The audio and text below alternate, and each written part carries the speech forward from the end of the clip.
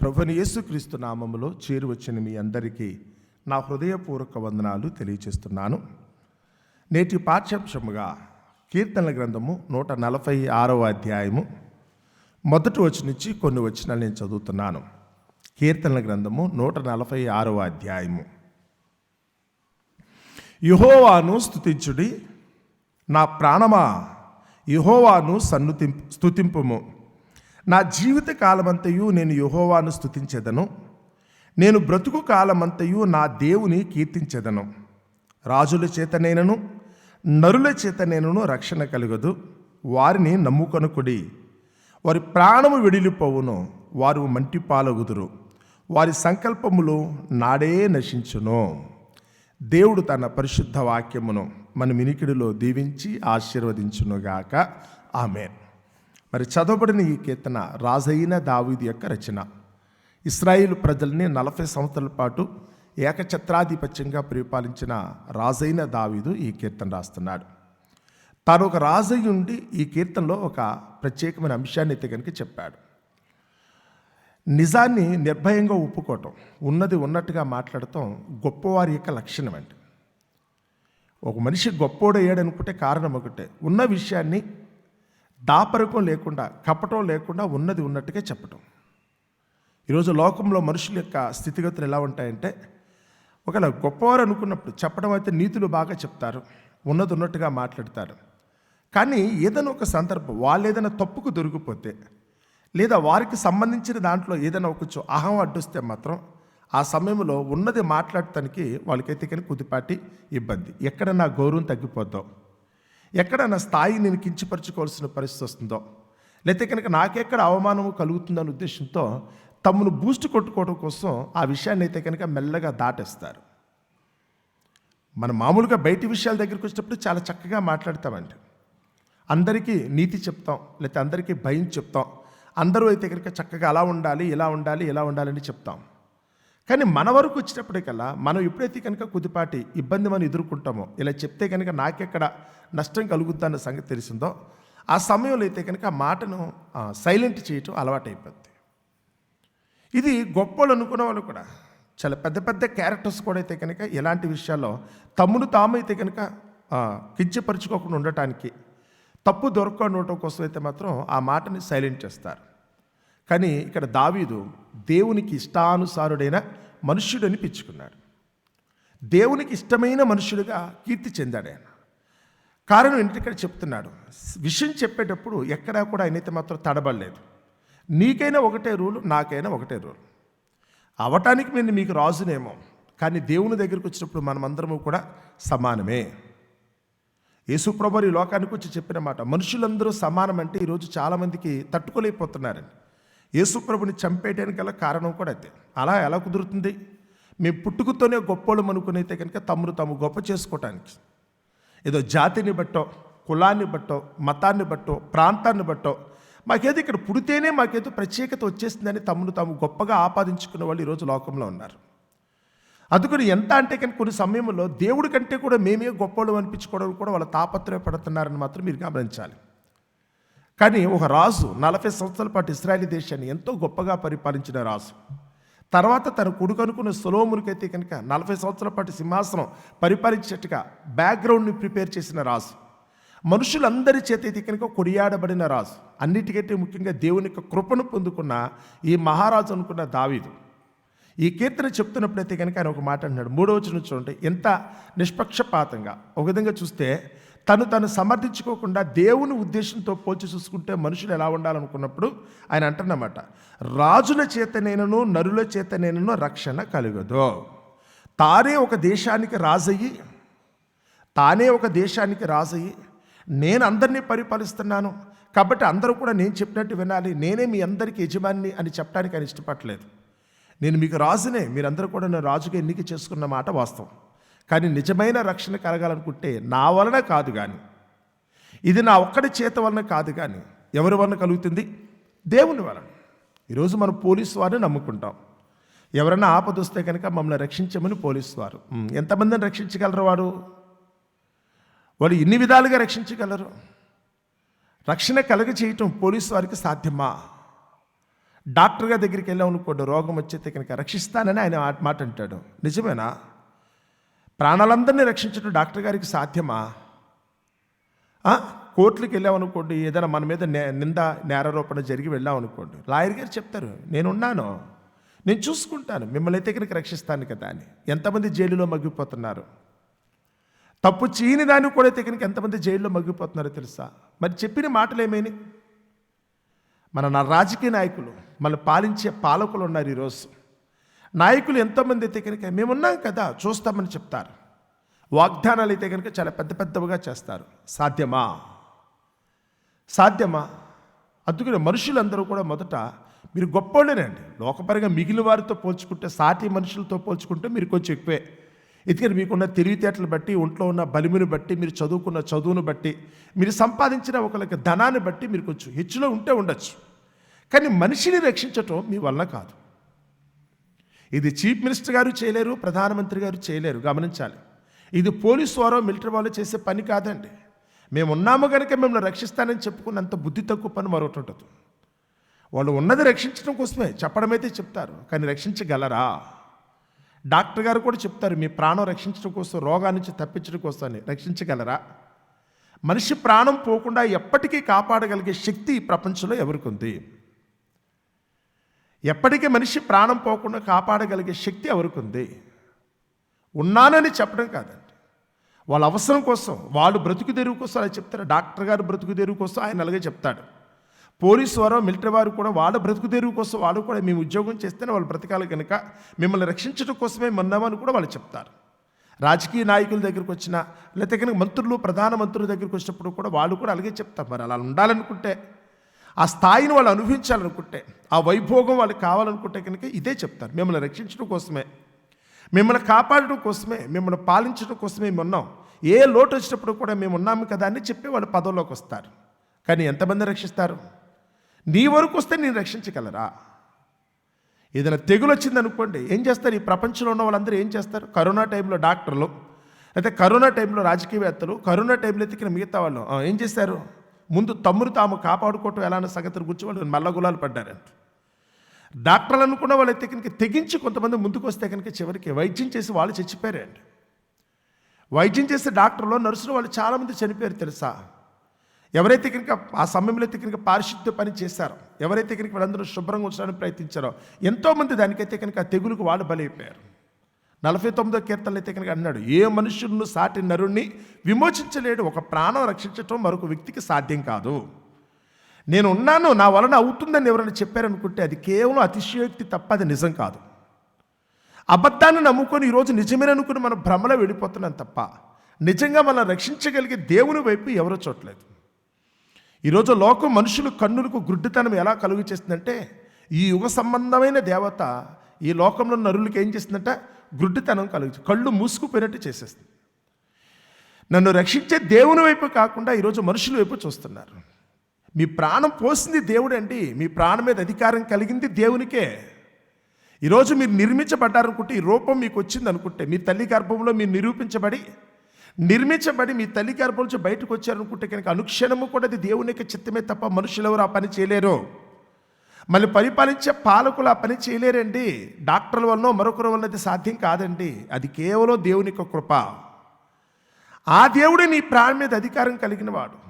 కాబట్టి నిన్ను రక్షించాలనుకున్నా, లేదా నిన్ను మరణింప చేయాలనుకున్నా ఆయన చేతిలో ఉంటుంది, కానీ మనుషులు ఏం చేయగలరు? ఇది సత్యం. దేవుడు మాత్రమే నీ ప్రాణం మీద అధికారం కలిగి ఉన్నాడన్నది సత్యం. అలా కాదు, నా ప్రాణాన్ని మరొకరు రక్షించగలిగారని మీరు ఎవరి గురించి నమ్ముకుంటున్నా? ఎంత పెద్ద వైద్యుల గురించి మీరు మాట్లాడుతున్నా, పెద్ద ఏదో మీకు మిలిటరీ వాళ్ళ గురించో, పోలీసు వారి గురించి మీరు మాట్లాడుతున్నా, నాయకుల గురించో మరొకరి గురించి మాట్లాడుతున్నా, ఇదంతా అబద్ధం. ఎవ్వరూ మిమ్మల్ని రక్షించలేరు, ఎవ్వరూ కూడా మీ ప్రాణాన్ని కాపాడలేరు అన్నది నిజం. దేవుడు మాత్రమే మీ మీద అధికారము కలిగి ఉన్నాడన్నది నిజం. పిలాతు దగ్గరికి యేసుప్రభు నుంచున్నప్పుడు, మరణ సమయంలో పిలాతు ముందు యేసుప్రభు నుంచున్నాడట. నుంచి నేనైతే కనుక మౌనంగా ఉన్నాడు. యేసుప్రభు వారి మీద అయితే కనుక అనేకమైన నేరాలు మోపుతున్నారు. జడ్జి గారు, సుప్రీంకోర్టు జడ్జి గారు అయినా. సో ఆయనకైతే కనుక పవర్స్ ఉన్న, దానికి ఉన్న పవర్స్ను బట్టి అయితే ఒక మనిషిని చావటానికి ఉరి శిక్షకి అప్పగించగలడు, లేదనుకుంటే ఒక మనిషిని అయితే నిర్దోషిగా విడుదల చేసి పంపించగల శక్తి కూడా ఉంది. జడ్జి గారికి ఆ పవర్ ఉంటుందండి. ఈరోజు మన కోర్టుల దగ్గరికి వచ్చేటప్పుడు కూడా వాళ్ళు కేసు కొట్టేది చేసేదేమీ లేదు కావాలనుకుంటే వాళ్ళు సెంటెన్స్ కూడా వేసేయగలరు. డెత్ సెంటెన్స్ అంటే కనుక చేయగలిగింది కూడా ఏం లేదు. వాళ్ళు తలుచుకుంటే కనుక ఏదైనా చేయగలరు జడ్జి గారు. నాకు అలా అనిపించింది అంటాడు అంతే. నాకైతే నమ్మబుద్ధేసింది వీడు తప్పు చేశారని, ఓకే. నాకు నమ్మబుద్ధేసింది వీడే తప్పు చేయలేదని, ఓకే. ఎవరు దాన్ని ప్రశ్నించరండి. ఆ జ్యుడిషియల్ పవర్స్ అనుకున్నప్పుడైతే కనుక ఎవరు వాళ్ళు క్వశ్చన్ చేయడానికి లేదు. న్యాయమూర్తి డిసిషన్ ఫైనల్. ఈరోజు మన దేశంలో అయితే కనుక మనం జరుగుతున్నది మీరు చూస్తే కనుక అర్థమవుతుందండి. సో ఆ రోజు కూడా ఆ న్యాయమూర్తి అనుకున్న పిలాతు కూడా అయితే కనుక అడుగుతున్నాడు, చెప్పు వీళ్ళందరూ కూడా నీ మీద ఎన్నెన్నో నేరాలు మోపుతున్నారు. నిన్ను రక్షించటానికి కానీ నిన్ను శిక్షించడానికి నాకు శక్తి ఉంది, నాకు ఆ పవర్స్ ఉన్నాయి. నేను మరణానికి అప్పగించగలను, లేకపోతే కానీ నేనైతే కనుక వదిలిపెట్టి బయటికి కూడా పంపించగలను. నీ మీద నాకు అధికారం ఉంది, చెప్పు నన్ను రిక్వెస్ట్ చేసుకుంటే. నా ముందు కనుక నువ్వు అర్జీ పెట్టుకున్నట్టయితే, నా ముందు కనుక నీ వాదన వినిపించినట్టయితే కనుక ఐ విల్ సేవ్ యూ అన్నాడు ఆయన. నేను రక్షిస్తాను, నేను కాపాడుతాను అన్నప్పుడు యేసు ప్రభువు అయితే కనుక ఆయనతో ఒక మాట అన్నాడు, పైనుండి ఇయ్యబడి ఉంటేనే తప్ప నా మీద నీకు ఏ అధికారము లేదు. దావీదు మహారాజు చెప్పింది అదేనండి. నరుల చేతనేనో రాజుల చేతనేనో రక్షణ కలదు. మనుషులు అనుకున్నంత మాత్ర చేత వాళ్ళు ఏమీ చేయలేరు, రాజులు తలుచుకున్నంత మాత్ర చేత వాళ్ళు ఏమీ చేయలేరు. ఈరోజు అనుకుంటే కనుక పెద్ద పెద్ద అధికారులు కావచ్చు, న్యాయమూర్తులు కావచ్చు, పెద్ద పెద్ద మంత్రులు పదవుల్లో ఉన్న వాళ్ళు కావచ్చు, ఏం చేయగలరు? చివరికి భారత రాష్ట్రపతి గారి దగ్గరికి వచ్చినప్పుడు కూడా వారికి ఉన్న గొప్ప పవర్స్ని బట్టి అయితే కనుక మరణశిక్ష రద్దు చేయగలిగే శక్తి వాళ్ళకు ఉంది. కానీ వాళ్ళ మనసులో కూడా ప్రేరేపించి ఒక వ్యక్తిని మరణశిక్షకు అప్పగించాలా, అదర్వైజ్ వాడిని వదిలిపెట్టాలన్న సంగతి అయితే కనుక చేయించే శక్తి ఎవరికి ఉందో తెలుసా? రాజుల హృదయాలను కూడా ప్రేరేపించగల శక్తి పరలోకమందున దేవునికి. నిన్ను గురించి ఎదుటివాడు ప్రేమించాలా, నిన్ను ద్వేషించాలని నిర్ణయించేది ఎవరు? నీ భర్త మీద నీకు ప్రేమ కలగాల, ద్వేషం కలగలదని నీ మనసును ప్రేరేపించేది ఎవరో తెలుసా? నీ పిల్లల్ని అయితే కనుక ప్రేమించాలా, ద్వేషించాలని ప్రేరణ కలిగించేది ఎవరో తెలుసా? నీ చుట్టూ ఉన్న సమాజానికి నువ్వు ఇష్టడుగా ఉండాలా, లేకపోతే కనుక శత్రువుగా ఉండాలని నిర్ణయించేది ఎవరో తెలుసా? నా ఇష్టమని మీరు అనుకుంటున్నారు, నా మంచి చెడ్డలను బట్టి ఏదో జరుగుతుంది కాదబ్బా.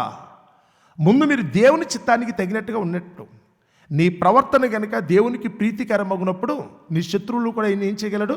మిత్రులుగా చేయగలరు. ముందు నువ్వు దేవునితో నీ సంబంధం కనుక కరెక్ట్గా ఉంటే, ఆయనకి నువ్వు ఇష్టంగా ఉంటే నీ చుట్టూ ఉన్న వాళ్ళందరికీ నువ్వు ఇష్టంగా ఉంటావు.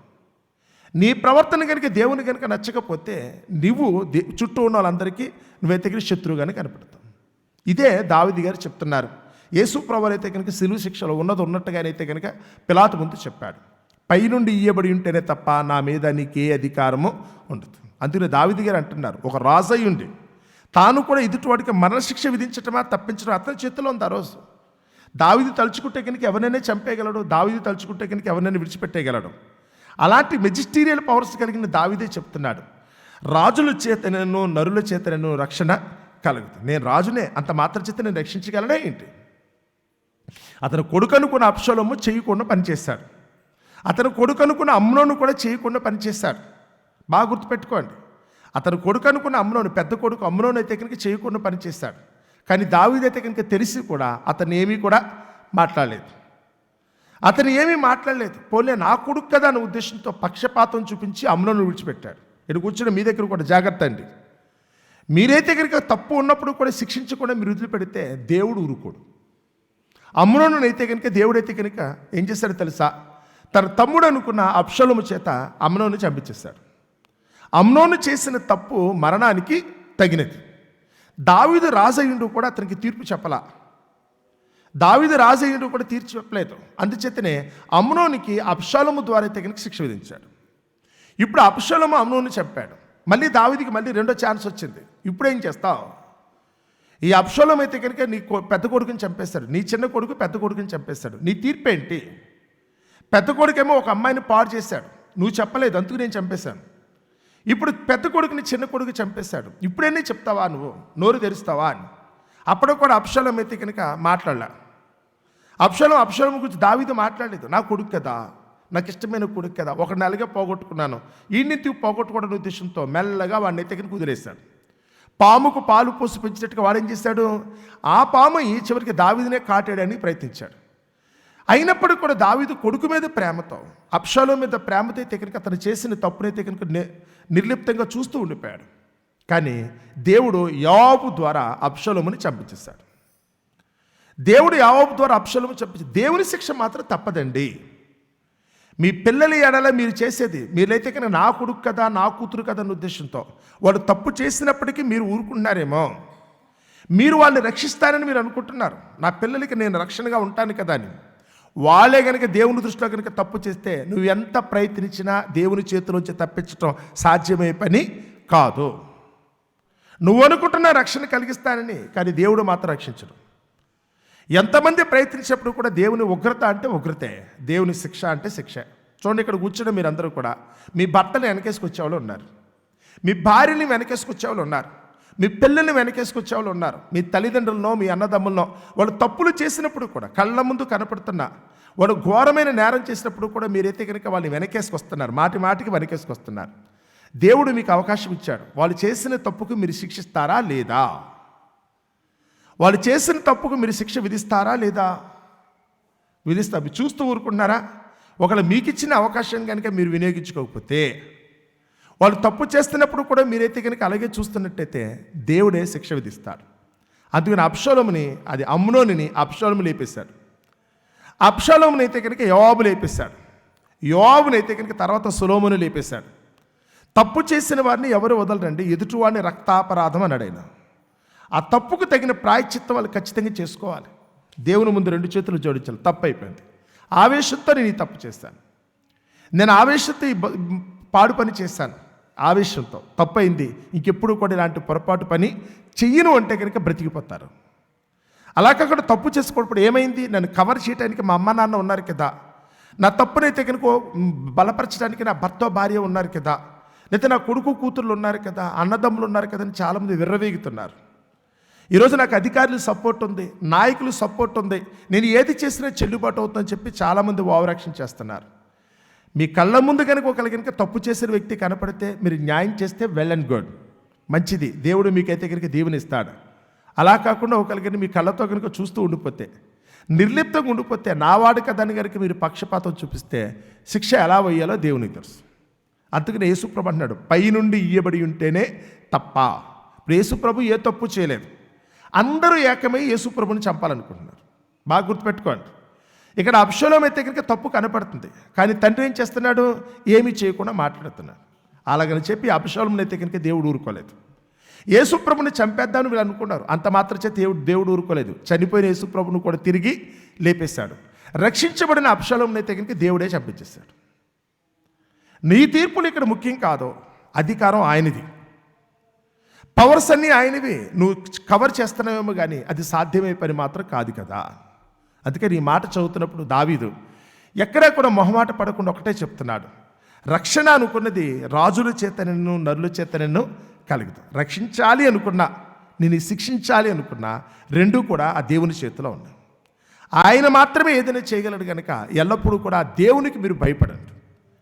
మనం ప్రకటన గ్రంథంకి వచ్చినప్పుడు కూడా 14వ అధ్యాయంలో చదువుతున్నప్పుడు ఆకాశమందున్న దేవతతో చెప్తుంది, మీరు దేవునికి భయపడండి. మీరు మనుషులకి భయపడి బతికేస్తున్నారు. మీరు మనుషులకి భయపడడం ఉపయోగం లేదు, దేవునికి భయపడండి. ఆ దేవుడే మిమ్మల్ని సృష్టించినవాడు, ఆ దేవుడే మీ ఒంట్లో ప్రాణం పోసినవాడు, ఆ దేవుడే మిమ్మల్ని శిక్షించాలనుకున్నా రక్షించాలనుకున్నా తగిన సామర్థ్యం కలిగినవాడు. మీరు రేపటి దినాన చనిపోయిన తర్వాత మళ్ళా తిరిగి తన సన్నిధికి చేర్చుకోగలిగే శక్తి కలిగినవాడు. కాబట్టి ఆ దేవుని ఎడల ఎల్లప్పుడూ కూడా మీరు భయభక్తులు కలిగి ఉండమనే మరి దేవుని వాక్యం అయితే మనకు బోధిస్తోంది. మరి అట్టి కృపతో మనందరూ కూడా జీవించాలని, ఆయన సన్నిధిలో మనం ఎల్లప్పుడూ కూడా నిర్దోషులుగా ఉండాలని మిమ్మల్ని అందరూ కూడా మనసారా కోరుకుంటే నా మాటలు ముగిస్తున్నాను. అట్టి కృప దేవుడు మనందరికీ దయచేయునుగాక. ప్రార్థన చేసుకుందామండి. పరమందున్న మా తండ్రి, దయగల మా దేవా,